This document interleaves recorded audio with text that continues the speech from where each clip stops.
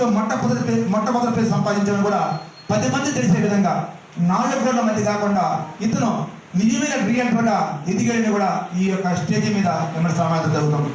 కేవలం డబ్బే కాదు, డబ్బుతో పాటు సమాజంలో ఒక గౌరవంతో పాటు ఆ యొక్క వృత్తిలో హీరో అనిపించే విధంగా అలాంటి సమర్థవంతమైన రియల్టర్ని తయారు చేస్తుంది మా ఎస్ఎల్ మార్కెట్ ప్రైవేట్ లిమిటెడ్.